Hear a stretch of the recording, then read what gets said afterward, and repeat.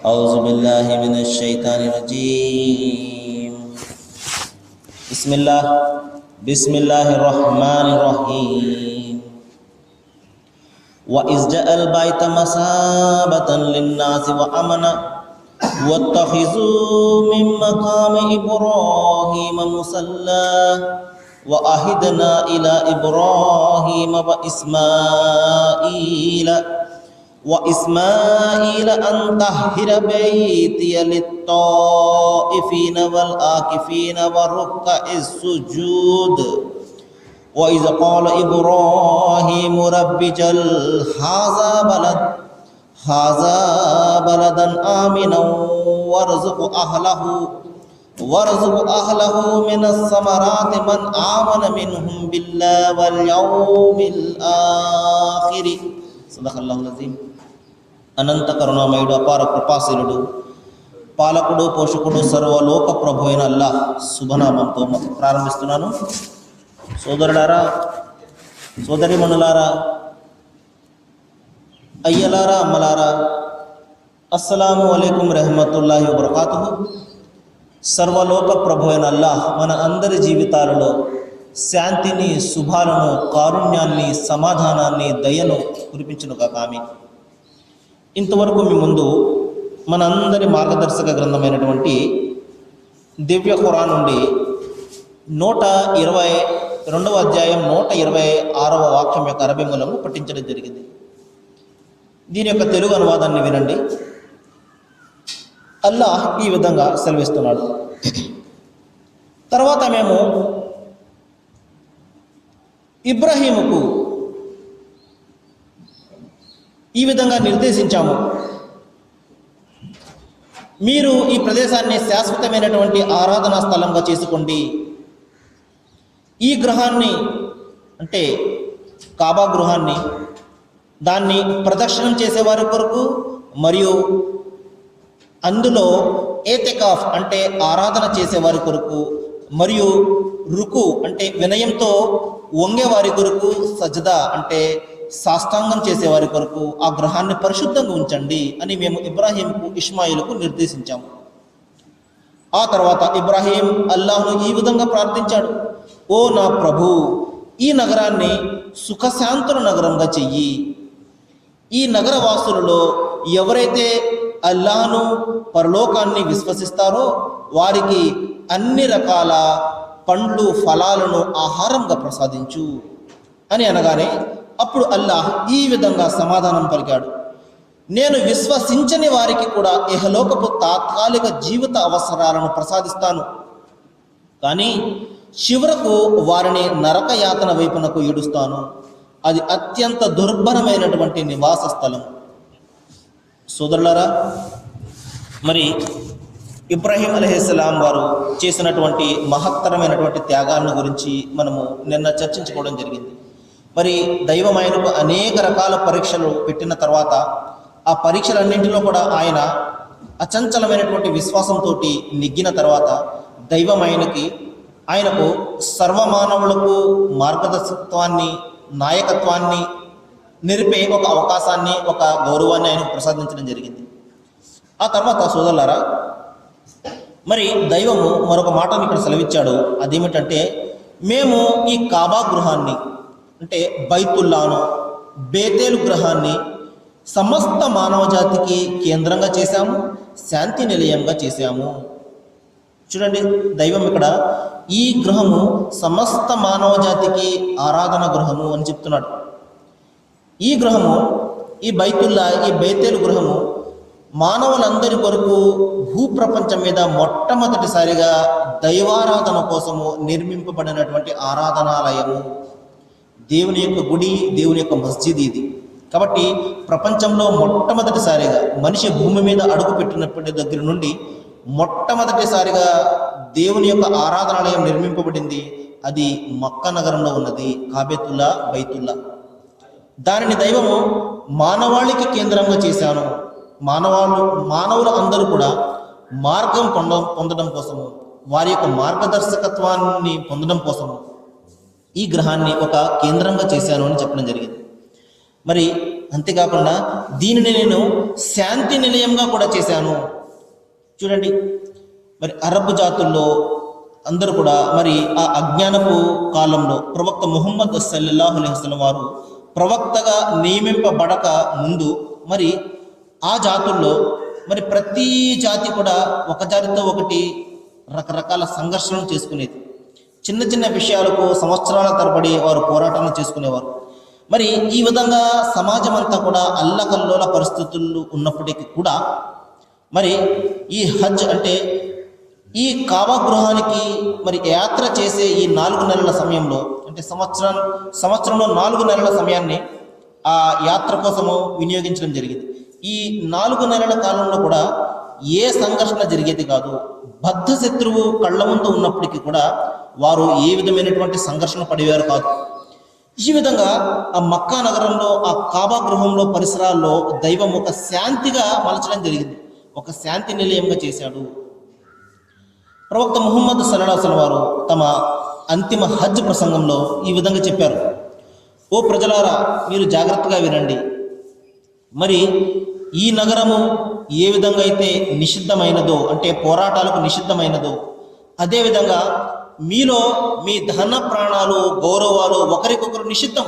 అంటే ఏ ఒక్కరు కూడా అన్యాయంగా మరొకరిని చంపరాదు. ఏ ఒక్కరు కూడా అన్యాయంగా మరొకరిని అగౌరవపరచరాదు. మీ ధనము, మీ ప్రాణము, మీ గౌరవ ప్రతిష్టలు ఒకరికొకటి హరాం అంటే నిషిద్ధము. కాబట్టి జాగ్రత్తగా జీవితం గడపండి. దైవం ఇచ్చినటువంటి ఈ అమూల్యమైనటువంటి జీవితాన్ని మీరు ప్రభావవంతంగా గడపండి, ఒక లక్ష్యపూర్వకంగా గడపండి. ఇక్కడ ఎవరికి ఆధిక్యత లేదు. అతను నల్లవాడైనా తెల్లవాడైనా అరబ్బు జాతీయుడైనా అరబ్బేతరుడైనా ఎవరికి ఏ విధమైనటువంటి ఆధిక్యత లేదు. మరి ఇక్కడ ఎవరైతే దైవానికి ఎక్కువగా భయపడతారో అతను దైవానికి ఇష్టడవుతాడు తప్పించి ఇక్కడ మీ డబ్బు, మీ దర్పాలు, మీ గౌరవము, మీ ప్రతిష్టలు ఏవి కూడా దైవం వద్దకు చేర్చలేవు అని ప్రవక్త ముహమ్మద్ వారు తన చివరి హజ్ ప్రసంగంలో ప్రజలందరికీ కూడా సందేశాన్ని ఇవ్వడం జరిగింది. మరి ఇంకా ప్రవక్త ముహమ్మద్ వారు చెప్పారు, మరి అజ్ఞాన కాలపు ఆచారాలన్నీ సాంప్రదాయాలన్నీ నేను తుడిచివేస్తున్నాను. కాబట్టి మూఢ విశ్వాసాలను, మూఢాచారాలను మీరు ఎంత మాత్రం కూడా అనుసరించకండి. వడ్డీ భూతం నుండి మీరు బయటపడండి. నేను ప్రప్రథమంగా నిషేధిస్తున్నాను వడ్డీని అని ప్రవక్త ముహమ్మద్ సల్లల్లాహు అలైహి వసల్లం వారు మరి వడ్డీ భూతాన్ని కూడా అక్కడ నిషేధించడం జరిగింది. బానిసత్వాన్ని నిర్మూలించడం జరిగింది. ఈ విధంగా ఒక అద్భుతమైనటువంటి శాంతియుత దైవ విధేయత సమాజానికి అంకురార్పణ ప్రవక్త ముహమ్మద్ సల్లల్లాహు అలైహి వసల్లం వారు చేయడం జరిగింది. మరి ఆ అద్భుతమైనటువంటి సమాజంలో ఏ వ్యక్తి కూడా ఇతరుల హక్కులను కొల్లగొట్టడు. ఏ వ్యక్తి కూడా ఇతరులను అన్యాయంగా ఏ మాత్రం కూడా బాధ పెట్టడు. మరి అందరూ కూడా శాంతియుతమైనటువంటి జీవితాన్ని గడుపుతారు. ఒకరి హక్కులు ఒకరు చెల్లించుకుంటూ, ఒకరినొకరు సేవించుకుంటూ, ఒకరినొకరు ప్రేమించుకుంటూ దైవం ఇచ్చినటువంటి అద్భుతమైనటువంటి జీవితాన్ని ప్రభావవంతంగా గడుపుతారు. మరి ఏ వ్యక్తి కూడా తన భార్య బిడ్డల హక్కులు కానివ్వండి, తల్లిదండ్రుల హక్కులు కానివ్వండి, మరి తోటి సోదరుల యొక్క హక్కులు కానివ్వండి ఏ మాత్రం కూడా కొల్లగొట్టడు. ఇంత అద్భుతమైనటువంటి విధేయత సమాజాన్ని ఆయన స్థాపించడం జరిగింది. మరి ఏ ధర్మాన్ని అయితే, ఏ సమాజాన్ని అయితే దైవము తన ప్రవక్తల ద్వారా నిర్దేశించాడో ఈ విధంగా అదే సమాజాన్ని, అదే దైవ విధేయత ధర్మాన్ని మరొకసారి ప్రవక్త ముహమ్మద్ సల్లల్లాహు అలైహి వసల్లం వారు పునర్నిర్మించడం జరిగింది. ఇక్కడ దైవం చెప్పే విషయం ఏంటంటే, సోదరులారా, నేను ఈ కాబా గృహాన్ని, ఈ బేతేలు గృహాన్ని సర్వమానవాళికి నేను మానవాళికి కేంద్రంగా చేశాను అని చెప్పడం జరిగింది. మరి నేను నిన్న చెప్పడం జరిగింది, మరి అల్లాహ్ అనే దైవము సమస్త మానవ జాతికి దైవము. మరి ప్రవక్త ముహమ్మద్ వారు సమస్త మానవ జాతికి వచ్చినటువంటి ప్రవక్త. మరి అంతిమ గ్రంథం ఖురాన్ మానవాళి మార్గదర్శక గ్రంథము. మరి ఇస్లాం అనే ధర్మము సమస్త మానవాళికి దైవం ఇచ్చినటువంటి ధర్మము. మరి చూడండి సోదరులారా, మరి ప్రతి సంవత్సరం కూడా హజ్ అనే ఒక యాత్రను మరి స్థితిమంతుడైనటువంటి ఆ ముస్లిం సోదరుడు హజ్ యాత్రను చేయడం జరుగుతుంది. మరి ఆ హజ్ యాత్రకు ఆ మక్కా నగరంలో ఉన్నటువంటి ఆ కాబా గృహాన్ని, బేతేల్ గృహాన్ని దర్శించడం కోసము మరి ఎన్నో వ్యయ ప్రయాసాలు కొనర్చి అతను అక్కడ ప్రయాణాన్ని చేస్తాడు. మరి సుమారు 20 నుండి 30 లక్షల మంది ఒకే చోట గుమిగూడతారు. మరి భాష, ప్రాంతము, మరి ఏ విధమైనటువంటి భేదభావం అక్కడ ఉండదు. దేశం, ప్రాంతము కానీ, భాష కానివ్వండి, లేకపోతే మరొకటి కానివ్వండి, సమస్త దైవదాసులు అందరూ కూడా, అందులో నీగ్రోలు ఉంటారు, తెల్లవారు ఉంటారు, భారతదేశానికి చెందినవారు ఉంటారు, అమెరికాకు చెందినవారు ఉంటారు, సమస్త ప్రపంచంలో ఉన్నటువంటి అన్ని దేశాల ప్రజలు అక్కడ చేరడం జరుగుతుంది. మరి అందరిలో ఒకటే భయము, అదే దైవ భయము. లబ్బైక్ అల్లాహుమ్మా లబ్బైక్ అని ఆ దైవదాసులు అందరూ కూడా ఒక చోట గుమి కొడతారు. అంటే, ఓ దైవమా, నేను హాజరయ్యాను. ఏ విధంగా అయితే నేను పుట్టానో, మరి ఒంటరిగా, మరి ఏ విధంగా అయితే ఏమీ లేకుండా నేను పుట్టానో, అదే విధంగా నేను నీ సన్నిధిలో హాజరయ్యాను ప్రభు. నా ఒంటి మీద కేవలం కట్టు బట్టలు తప్ప మరేమి కూడా లేవు. అది కూడా మరి కుట్టు లేనటువంటి 2 బట్టలను వారు ధరించడం జరుగుతుంది. మొలకు ఒకటి కట్టుకుంటారు, ఈ విధంగా ఒంటికి ఒకటి కప్పుకుంటారు. కేవలము 2 బట్టలను, ఎందుకంటే మనిషి మరణించేటప్పుడు కూడా ఆ 2 బట్టలతోనే అతనిని భూస్థాపితం చేయడం జరుగుతుంది. ఈ విధంగా ఏ విధంగా అయితే నేను ఒంటరిగా నన్ను పుట్టించావు దైవమా, అదే విధంగా నేను నీ సాన్నిధ్యం కోసము, నీ కారుణ్యం కోసము, నీ యొక్క అనుగ్రహం కోసము ఈ విధంగా నేను బికారి మాదిరిగా నీ ముందుకు వచ్చాను ప్రభువా. లబ్బైక్ అల్లాహుమ్మా లబ్బైక్, ఓ దైవమా, ఓ అల్లాహ్, మరి నీ యొక్క సన్నిధిలో నేను హాజరయ్యాను ప్రభు అని మరి సుమారు 30 లక్షల మంది ఒకే చోట గుమిగూడి దైవారాధన చేయడం అనేది ఇది అద్భుతంలో అద్భుతము. ఎందువలంటే సోదరులారా, మరి విశ్వ మానవ సౌభ్రాతత్వం అని మనము చెప్తూ మాట్లాడుతుంటాము ఈ యొక్క మాటలను. అంటే సర్వమానవాళి కూడా సోదరతత్వము, ఒకే దేవుని యొక్క సంతానము, సోదరులు అన్న భావన వాస్తవ రూపేణ, ఆచరణాత్మక రూపేణ ఎక్కడైనా జరుగుతుంది అంటే అది కాబా గృహం వద్దే. అక్కడ దేశానికి పరిమితి ఉండదు, ప్రాంతం పరిమితి ఉండదు, భాష పరిమితి ఉండదు, కులం ఉండదు, మతం ఉండదు.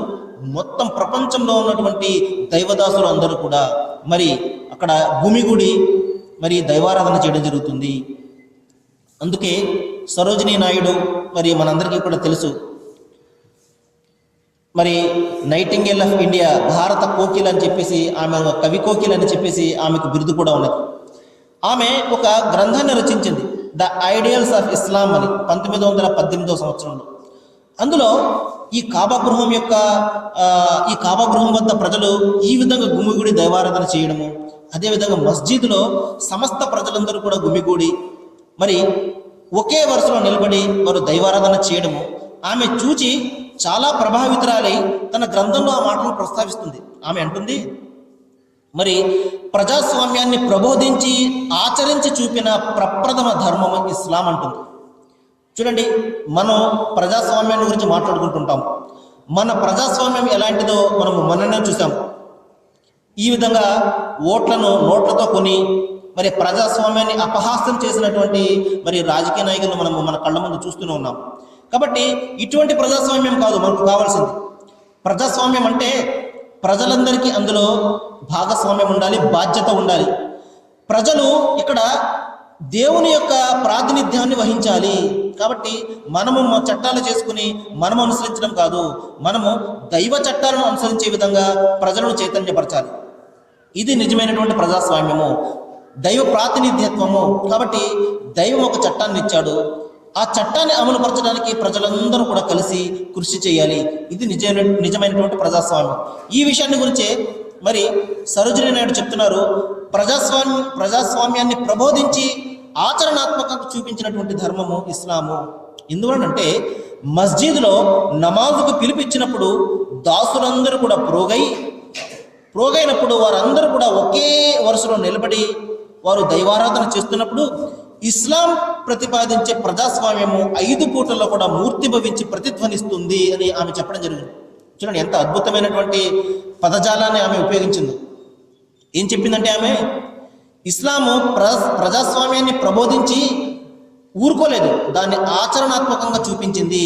అది ఏ విధంగా అంటే మస్జిద్లో మరి దైవదాసులకు పిలుపు ఇవ్వడం జరుగుతుంది అజాను రూపంలో. ఓ దైవదాసులారా, మీరు ఏ పనిలో ఉన్నప్పటికీ కూడా విడిచిపెట్టండి, దైవం యొక్క ఆరాధన సమయం అయినది, మీరు రండి అని చెప్పేసి ఎప్పుడైతే మస్జిద్ నుండి పిలుపు వినబడుతుందో అప్పుడు దైవదాసులందరూ కూడా తమకు ₹1 లాభం వచ్చిన మరి ఆ యొక్క వ్యాపారాన్ని వదులుకుంటారు తప్పించి నిజమైనటువంటి దైవదాసుడు ఆ ప్రార్థనా సమయాన్ని ఎంత మాత్రం కూడా కోల్పోడు. వెంటనే అతను ఆ ప్రార్థనకు వచ్చి మస్జిద్లో మరి ఆ విధంగా వచ్చిన వాళ్ళలో గొప్ప గొప్ప విద్వాంసులు ఉంటారు, మరి డబ్బు దర్పాలు ఉన్నవాళ్ళు ఉంటారు, బీద సాధులు ఉంటారు. ఈ విధంగా సమాజంలో ఏమైనా వాల్యూ లేనటువంటి వారు ఉంటారు, ఏ విధంగా కూడా విలువ లేనటువంటి వారు ఉంటారు. ఎంతమంది ఏ విధంగా ఉన్నప్పటికీ కూడా అందరూ పక్కనే నిలబడి దైవారాధన చేయడం జరుగుతుంది. మరి అంతేకాకుండా సమయానికి చేయడం జరుగుతుంది. ప్రధానమంత్రి గారు వస్తున్నారంటే ఒక 10 నిమిషాలకి నమాజు ఆపండి అని ఎవరైనా చెప్పారనుకోండి, ప్రధానమంత్రి కాదు కదా, రాష్ట్రపతి వచ్చినా కూడా నమాజు నిర్ణీత సమయానికి జరుగుతుంది తప్పించి ఏమాత్రం కూడా ఒక క్షణం అటు ఇటు ఉండదు. ఈ విధంగా ఒక పంక్చువాలిటీని, సమయ పాలనను ఇస్లాం నమాజు రూపంలో ప్రజలకు బోధిస్తుందన్నమాట. ఇదే విషయాన్ని ఏం చెప్తుంది. మరి ఇస్లాం ప్రతిపాదించే ఈ ప్రజాస్వామ్యము దైవదాసులందరూ కూడా ఒక్క చోట నిలబడి మరి నమాజు చేస్తున్నప్పుడు అది 5 పూటలో కూడా మూర్తి భవిస్తుంది. మరి అంతేకాకుండా అక్కడ రాజు పక్కన పేద నిలబడతాడు, నిలబడి అల్లాహు అక్బర్ అంటాడు. అంటే దైవం ఒక్కడే గొప్పవాడు అంటాడు. నా ప్రభుత్వం గొప్పదనో, లేకపోతే నా యొక్క రాజకీయ నాయకుడు గొప్పవాడనో, లేకపోతే నా సినిమా స్టార్ గొప్పవాడనో, నా క్రికెట్ స్టార్ గొప్పవాడనో ఏమాత్రం కూడా చెప్పదు. దేశం కూడా నా దేశం గొప్పదని కూడా చెప్పదు. ఏం చెప్తాడో దైవదాసుడు, అందరికంటే గొప్పవాడు ఆ దైవము అని చెప్తాడు. అల్లాహు అక్బర్ అంటే దైవం ఒక్కడే గొప్పవాడు అని చెప్తాడు. ఈ విధంగా చెప్పినప్పుడు నేను అనేక సార్లు ఇస్లాంలో ఈ సమానత్వము, ఏకత్వం కారణంగా ప్రభావితురాలైనాను. ఆమె తన గ్రంథంలో చెప్తుంది, ఇస్లాం గురించి ఆమె సాక్ష్యం ఇస్తుంది. నేను ఎప్పుడైతే ఈ విధంగా ఎన్నిసార్లు అయితే చూస్తానో అన్నిసార్లు కూడా ఇస్లాం ప్రతిపాదించే ఈ సమానత్వాన్ని చూసి నేను ఎంతో ప్రభావితురాలైనాను. ఇది మనిషిలో అంతర్ప్రేరణ ద్వారా సోదర భావాన్ని సృజిస్తుంది అని చెప్పింది ఆమె. చూడండి ఎంత అద్భుతమైనటువంటి. ఈ విధంగా ఇస్లాం ఎవరైతే నిష్పక్షపాతంతో, నిష్కల్మషమైన మనస్సుతో ఎవరైతే అధ్యయనం చేస్తారో వారికి సత్యము తేటతెల్లమైపోతుంది. మరి ఆమె అంత పేరు ప్రఖ్యాతులు సంపాదించుకున్నప్పటికీ కూడా ఏమాత్రం కూడా భేషజాలకు పోకుండా ఆమె ఇస్లాంను అధ్యయనం చేసింది కాబట్టి ఇంత అద్భుతమైనటువంటి సాక్ష్యాన్ని ఆమె ఇవ్వడం జరిగింది తన గ్రంథంలో. ద ఐడియల్స్ ఆఫ్ ఇస్లాం అని 1918 సంవత్సరంలో ఇది ప్రచురితమైనటువంటి గ్రంథం చెప్తుంది ఆమె. ఇది మనిషిలో అంతర్ప్రేరణ ద్వారా ఒక సోదర భావాన్ని సృజిస్తుంది. మానవులందరూ కూడా ఒకే తల్లిదండ్రి సంతానము. ఇక్కడ కులమతాలు లేవు, ఇక్కడ మతాలు లేవు, ఇక్కడ ప్రాంతాలు లేవు, ఏ మాత్రం కూడా భాష విభేదాలు లేవు, అందరం కూడా సమానమే అన్న సోదర భావాన్ని ఇది జనింపజేస్తుంది అని ఆమె చెప్పడం జరిగింది. కాబట్టి సోదరులారా, ప్రస్తుతము మన సమాజానికి అత్యధికంగా కావలసినటువంటి విషయం ఏదైనా ఉన్నది అంటే అది సోదర భావమే. మనమందరం కూడా ఒక్కటే అన్న భావమే ప్రస్తుతం మనకు ఎక్కువగా అవసరమైనటువంటి భావన అన్నమాట. ఈ భావన ద్వారానే మనలో ఉన్నటువంటి విభేదాలు తొలగుతాయి తప్పించి మరొక ఏ పద్ధతి కానీ, ఏ ఆచరణాత్మక విధానం కానీ మనల్ని ఎంత మాత్రం కూడా కలపదు. కాబట్టి మనమందరం సమానమే అన్న భావన మనకు మన అందరినీ పుట్టించిన దైవం ఒక్కడే అన్న భావన నుండి పుడుతుంది. కాబట్టి మనం అందరం కూడా ఒకే దేవుని చేత సృష్టించబడ్డ వారము అని ఎప్పుడైతే మనిషి భావిస్తాడో అప్పుడు అతని సోదర భావము బయలుదేరుతుంది. ఎప్పటి వరకైతే నా దేవుడు వేరు, నీ దేవుడు వేరు, నా మతం వేరు, నీ మతం వేరు, నా కులం వేరు, నీ కులం వేరు, నా భాష వేరు, నీ భాష వేరు అని మనిషి ఎప్పటి వరకైతే భావిస్తూ ఉంటాడో అప్పటి వరకు కూడా కేవలం కబుర్లు మాత్రమే చెప్పవచ్చు, కానీ అది ఆచరణాత్మకంగా ఎంత మాత్రం కూడా సాధ్యం కాదు. కాబట్టి ఆచరణాత్మకంగా విశ్వమానవ సౌభ్రాతత్వం సాధ్యం కావాలంటే అది మనందరినీ పుట్టించినటువంటి దైవం ఒక్కడు అన్న సత్యాన్ని ఎప్పుడైతే మనం అంగీకరించి దాన్ని అమలు పరుస్తామో అప్పుడు మాత్రమే అది సాధ్యమవుతుంది. అంతవరకు కూడా మాటలుగానే ఉంటాయి. మాటలు ఎన్నైనా చెప్పుకోవచ్చు, మాటలు నీటి మూటలు అంటారు పెద్దలు. కాబట్టి మాటలకు ఏముందండి, ఎన్నైనా చెప్పుకోవచ్చు, కానీ నిజమైనటువంటి ఆచరణ అది సిద్ధాంతాన్ని మనం అనుసరించడంలోనే ఉంటుంది. చూడండి, గురజాడప్పారావు గారు ఒక కవితలో చెప్తారు, మరి దేశం అంటే మట్టి కాదోయ్, దేశం అంటే మనుషులోయ్ అని. ఒట్టి మాటలు కట్టి పెట్టవోయ్, గట్టి మీద తలబెట్టవోయ్ అంటారు ఆయన. కాబట్టి దేశం అంటే ఏమిటండి? దేశం అంటే మట్టి కాదండి, మనము కల్పించుకున్నటువంటి ఆకారము కాదు, బొమ్మ కూడా కాదు. దేశం అంటే మనము మనుషులము. కుల మత ప్రాంత విభేదాలు లేకుండా మనిషిని మనిషిగా ప్రేమించడమే నిజమైనటువంటి ప్రేమ, అది నిజమైనటువంటి దేశభక్తి. కాబట్టి నాకు దేశభక్తి ఉందని చెప్పేసి నేను ఊదరగొట్టేసి సాటి మనుషులను నేను చంపుతుంటే అదేమి దేశభక్తి అండి? కాబట్టి దేశం అంటే మనుషుల కలయిక, మనుషులందరూ కలిస్తేనే దేశం. కాబట్టి మన దేశంలో ఉన్నటువంటి సాటి మనుషులను మనము కులము, మతము, ప్రాంతము, భాష విభేదాలు లేకుండా మరి మనిషిని మనిషిగా ఎప్పుడైతే మనం ప్రేమిస్తామో అది నిజమైనటువంటి దేశభక్తి. కాబట్టి నాకు దేశభక్తి ఉన్నది అని చెప్పేసి మన సమాజంలో మరి ఒక పెద్ద వర్గాన్ని భయభ్రాంతులకు గురి చేస్తూ ఉన్నట్లయితే అది ఎంత మాత్రం కూడా దేశభక్తి అనిపించుకోదు. ఇది మనం జ్ఞాపకం పెట్టుకోవాలి. కాబట్టి రాజకీయ నాయకుల యొక్క కుట్రలను, కుతంత్రాలను మనము ఒక కంట కనిపెడుతూ ఉండాలి సోదరులారా. కాబట్టి సమాజంలో విభేదాలను సృష్టించి పబ్బం కొట్టుకోవడం కోసము, అధికారాన్ని చేజిక్కించుకోవడం కోసం అనేక రకాల ప్రయత్నాలు చేస్తుంటారు. కానీ సోదరులారా, మనము అప్రమత్తంగా ఉండాలి.